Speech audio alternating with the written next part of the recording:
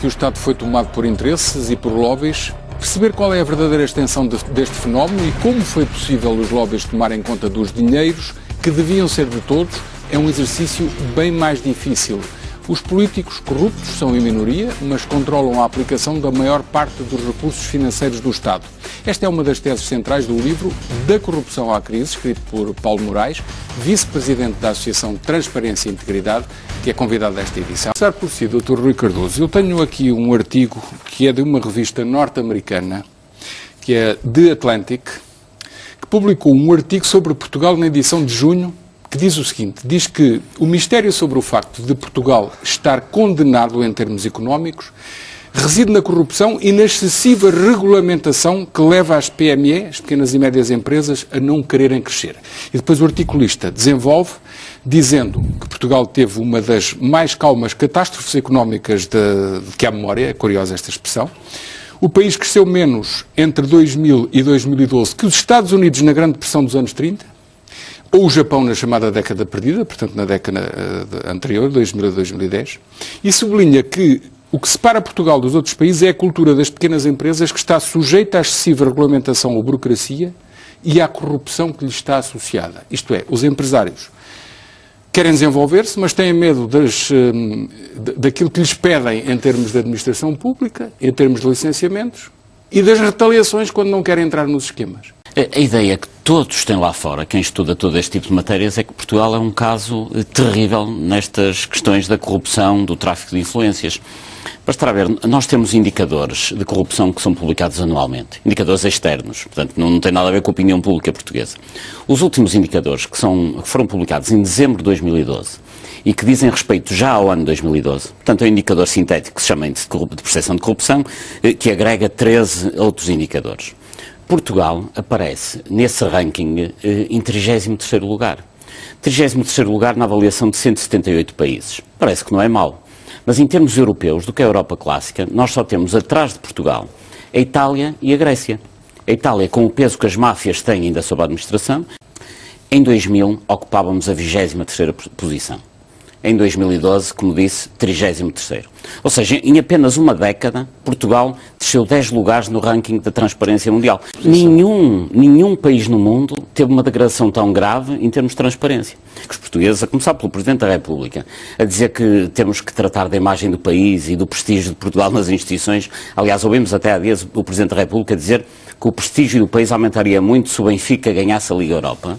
Isto é anedótico. O prestígio joga-se aqui nesta percepção sobre a corrupção ou a ausência dela por parte de quem cá vem fazer negócios. O prestígio do país aumentaria muito se nós, em vez de estarmos a ter este downgrade terrível em termos de corrupção, começássemos a ter uma recuperação. Mas, enfim, isto, digamos, são os indicadores mais macro, mais importantes. Mas agora vamos a outro tipo de indicadores. Recuperação de ativos por via da corrupção. Milhares de milhões de euros na Alemanha que são recuperados em contas no Luxemburgo a indivíduos que andaram a brincar com a corrupção na Alemanha. Em França, aliás, quem desenvolveu muito isso foi Christine Lagarde, enquanto ministra de Sarkozy, recuperou milhares de milhões. Em Itália recupera-se dinheiro, na Grécia recupera-se dinheiro e em Portugal zero. Nós temos uma ótima legislação de recuperação de ativos. Eu acho só com a legislação de recuperação de ativos, não sei se iremos falar disso, só na questão, é de 2010, só na questão do BPN podiam-se ir buscar 2 ou 3 mil milhões e até agora foi-se buscar zero e eu temo que se vá continuar neste cenário. Mas o que é facto é que em termos de recuperação de ativos, nós zero. Portanto, os índices são maus, a recuperação de ativos não existe, etc, etc. A revista Atlântica é muito focada nas PME e depois até diz a situação piorou desde 2008, não só devido ao aumento do peso das PME, mas porque a austeridade lhe reduziu o mercado interno e os bancos lhe cortaram o crédito. Portanto, não é o aumento da corrupção em si, litoral. Porque no interior é muito pior. Repare que no interior o índice de compadrio e tráfico de influência é de tal ordem que ninguém que esteja fora da rede clientelar do Presidente da Câmara local consegue fazer seja o que for. Repare, num concelho pequeno do país, com menos de 10 mil eleitores, e são cerca de 80% dos concelhos que estão a esta dimensão, o maior empregador é a Câmara. O segundo maior empregador ou é a Misericórdia Local ou uma instituição de solidariedade. O terceiro é uma empresa, mas que depende absolutamente das redes de influência com a Câmara. O que quer dizer que não há possibilidade de montar nenhum negócio que não dependa deste tipo de tráfico de influências. No interior... Em quase todos os concelhos há um parque industrial. Sim. Todos os parques industriais estão vazios. Porquê? Porque os presidentes de Câmara não querem lá empresas a sério, empresas que de facto vão dinamizar a economia. Não, querem que estejam lá as empresas que sejam submissas ao poder local, ao poder vigente, e que de preferência sirvam para dar empregos e taxos à malta que apoia o Presidente da Câmara. E não saímos disto. O empresário não pode investir num pequeno concelho porque sabe perfeitamente que a sua atividade vai depender muito do poder local vigente e, além disso, nem sequer pode ter recursos humanos de qualidade porque vai ter que colocar como empregados aqueles que forem indicados pelo Presidente da Câmara lá da Terra.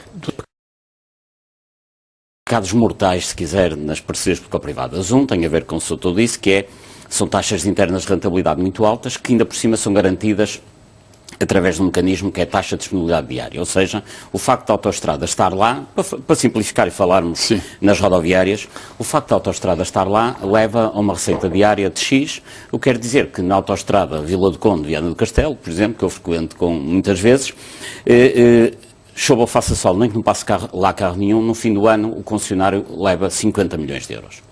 Este é o primeiro pecado mortal. Mas depois há outros dois igualmente graves, ou talvez mais graves, e que têm a ver com isto. As últimas contas que temos sobre PPPs rodoviárias são relativas a 2011, foram publicadas em 2012. As 2012 chegarão daqui a uns tempos. Pois, sabem quanto é que se pagou a mais nas PPPs rodoviárias em 2011? 900 milhões de euros. 900 milhões de euros. Todo o dinheiro que foi tirado aos funcionários públicos desse ano foi direitinho para os concessionários das PPPs.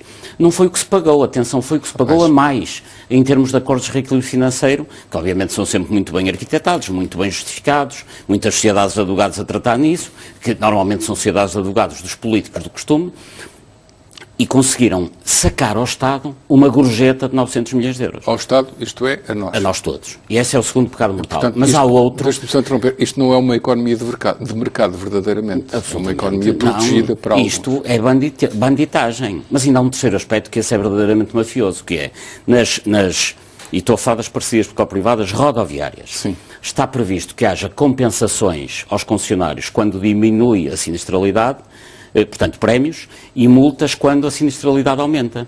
Mas é assim, se numa qualquer autoestrada a sinistralidade aumentar 10%, as multas são da ordem de 100 ou 200 vezes menores do que os prémios são quando a sinistralidade diminui. Isto acontece porquê? Porque alguém introduziu Dê-me exemplos em valor absoluto. Só para ter uma ideia, na autoestrada de Viana, que tem as contas mais presentes, se houver um aumento de sinistralidade da ordem dos 10%, quer dizer que a multa para o concessionário é de ser de 600 mil euros. Sim. Se a sinistralidade diminuir os mesmos 10%, é de 20 e tal milhões de euros. A favor do concessionário. Absolutamente. Estamos a falar de relações de 1 para 300, 1 para 400. Mas, agora deixe-me só dizer... é uma desproporção enorme. Aqui não há indício de que houve conluio ou qualquer outra coisa. Doutor, eu desculpe interromper. Se eu fosse magistrado, enfim, pensaria em mandar prender a pessoa que meteu aquela fórmula na lei. É público que corre inquéritos sobre as PPPs. Neste caso, não é? Não vou falar sobre isso. Sim, mas genericamente, em relação àquilo que será o interesse a defender, o bem público e aquilo que resulta desta... Aqui, aparentemente, haverá indícios de infração criminal. E por isso é que há, penso eu, pelo menos um ou vários inquéritos sobre isso. No caso das parcerias rodoviárias, em que até já foram ouvidos para inquérito vários ex-governantes. Segundo os jornais, Ministro das Finanças, ex-secretário de Estado do Tesouro, etc. Segundo os jornais, sim. Aquilo que isto está a correr, espero que com objetividade, como sempre deve atuar o Ministério Público, com respeito à lei, claro, se faça um inquérito com a rapidez possível e que se chegue a uma conclusão para arquivar ou para acusar. Isto não volta a suceder. E aqui, neste âmbito, o Ministério Público falhou. Falhou claramente. Falhou na execução de uma competência que a lei, pelo menos desde 94, lhe atribui. De um lado e do outro. Não, e são os mesmos atores. Só no Parlamento, 1/3 dos parlamentares, 1/3 dos deputados, são administradores, diretores, consultores ou advogados das grandes empresas que fazem negócios com o Estado, justamente pelo Ministério Público. Portanto, foi um processo completamente opaco. E em cada exemplo que aqui dessemos, os atores são sempre os mesmos. Por isso é que diz que é um problema de regime. Absolutamente. O Ministério Público não pode influenciar a elaboração de leis, intervindo publicamente e dizendo aos cidadãos isto está mal, é preciso mudar, é preciso sempre garantir que é essa chamado, separação. falo. uma voz institucional do Procurador-Geral da República ou do Conselho Superior do Ministério Público, mas também, sempre que aí se é chamado também foi pelo chamado, próprio está sindicato. aqui, faça favor de dizer o que é preciso fazer. E frequentemente sou chamado pelo próprio Parlamento. E acho tão estranho que nunca passou no Parlamento. A figura do enriquecimento ilícito. Nunca passou. Nem por quem o propôs, que foi da área PSD, a CDS, acabou hoje, por não passar. A intenção é que volte a ir lá. Nunca foi. Todas as propostas conhecidas esbarraram com a Constituição e, a meu ver, bem. Eram todas... E a seu ver, bem, a Constituição não deixa fazer... Aquelas propostas em concreto eram inconstitucionais. E porquê que aquelas propostas vinham assim? Porque é difícil fazer efetivamente um tipo de crime desses que seja conforme à Constituição. Eu, pessoalmente, o que sempre disse e mantenho é, se for possível, se alguém conseguir construir esse tipo de crime que seja conforme à Constituição, mal nenhum não fará e terá efeitos de prevenção e terá seguramente alguns resultados. A minha aposta, que eu acho que era muito mais fácil de fazer e não havia qualquer problema com a Constituição, era na alteração do regime da obrigação de declaração de rendimentos por parte dos titulares de órgãos políticos e também dos altos dirigentes do Estado. Como assim? Alterar o regime que existe. Ou seja, não ficar como está, prolongá-lo para além do âmbito temporal que hoje existe. Não se ficar com os tipos de direitos que estão previstos, ou seja, a obrigação de declarar a propriedade, a obrigação de declarar depósitos. Isso hoje em dia significa muito pouco. A pessoa pode não ter... O que é que devia ter mais? Qualquer tipo de uso ou fruição, que também são direitos previstos no Código Civil, mas o mero uso. Nós sabemos que muitas vezes só interessa o uso. Ir de férias a convite de uma corporação para o outro lado do mundo, para uma ilha paradisíaca. Não sei se isso estaria já no âmbito da declaração de rendimentos, mas o ter uso de certos bens, porque nós sabemos que o bem em si usar uma casa detida em offshore, pode formalmente pertencer a uma offshore, que nós nunca conseguiremos saber a quem pertence. Mas quem a usa deveria declarar publicamente: estou a viver numa casa que é detida por uma sociedade offshore. Exatamente. Estamos a falar de políticos e responsáveis de casos públicos. E depois haveria a intervenção, a sanção. Alguém que tem um rendimento de 60 mil euros por ano e que em determinado ano compra uma casa de 2 milhões de euros e no outro ano compra um carro de 100 mil euros e que depois a seguir faz viagens que nunca mais acabam. A figura do enriquecimento ilícito, na minha interpretação, espontânea, estaria prevista para isto. O senhor tem rendimentos que lhe justificam aquela vida faustosa, tem que declarar como é que os conseguiu. Se não declara, existe uma inversão do ónus da prova, isto é, tem que ser ele a provar como é que conseguiu o dinheiro, e se não conseguir provar, é penalizado pelo enriquecimento ilícito e entra no domínio criminal. Isto vai contra a Constituição? Vai. Infelizmente. Então muda-se a Constituição porque o país não aguenta mais este tipo de prática. Haverá forma de superar isso, não através de um tipo criminal desses, mas como alguns países fizeram através de uma via fiscal. Se a pessoa tem tais bens ou tais rendimentos e não tem forma de os provar, então há como que um confisco. E isso terá um importante efeito já existe de Uma prevenção. Foi proposta no Parlamento ia contra a Constituição, é verdade. O facto é que ela foi deliberadamente feita assim para ser inconstitucional, vamos ser claros. Ou seja, o Parlamento fez legislação... Os deputados que fizeram aquela proposta já fizeram assim porque... Mas sobre isso já não há hoje dúvidas. Exatamente, já fizeram um tipo de legislação por forma a que o Tribunal Constitucional não deixasse passar. Posso dizer uma frase de provocação? Então nós estivermos a pagar-lhes o salário para eles fazerem essa simulação? Para fingirem que queriam aprovar o enriquecimento ilícito quando efetivamente não queriam. Isso é mais do que claro. A legislação foi feita por forma a vir a ser declarada inconstitucional. Isso não há hoje dúvida sobre essa matéria. Depois o Presidente da República acabou por completar o trabalho dizendo que não promulgava por causa disso. Tinha que ser. Há uma nova OTA em perspectiva, onde vão ser enterrados milhões, não tenho dúvidas sobre o que estou a dizer. Provavelmente não vai ser construída, mas tudo aquilo me sugere coisas muito complicadas. Está a falar de Alcochete. Estou a falar da Trafaria. Trafaria. Pensei que estava a falar do novo aeroporto. Os nossos antepassados, que devemos respeitar, nunca fizeram um porto de águas profundas naquele sítio que é abatido das tempestades, das marés vivas. Aquilo é uma desgraça. Não tem condições nenhumas e andam a dizer-nos que tem. Depois querem furar as arribas, que eram uma coisa muito protegida em termos de ambiente, querem furá-la metendo lá um comboio. O nosso porto de águas profundas, que é construído no interior, tem capacidade suficiente e dá para cruzeiros e para mercadorias e para tudo.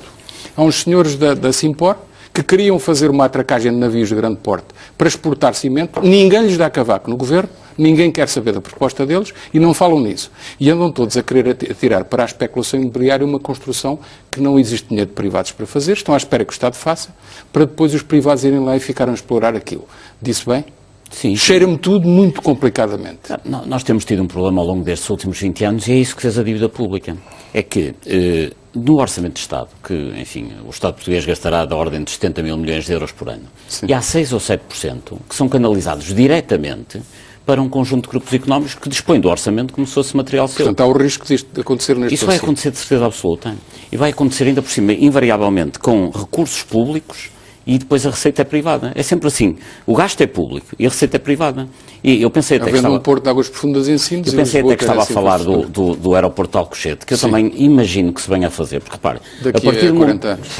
Não, a partir do momento em que um dos atores de referência, um acionista de referência da Lusoponte, que é a Vinci, compra a ANA, é evidente, tem todo o interesse em que o aeroporto seja do lado de lá para aumentar a rentabilidade da ponte em 40% e 50%, como consta já de relatórios internos da própria empresa. Ou seja, eles já estão a prever que vão aumentar a faturação da ponte Vasco da Gama na medida em que vão passar o aeroporto para o lado de lá. Meus e como é que senhores... se constrói um aeroporto do lado de lá? Com os negócios imobiliários da Portela. Meus O aeroporto senhores... do lado de lá é uma operação rentável. Meus senhores, estaremos bem entregues se a nova geração não impedir estas coisas.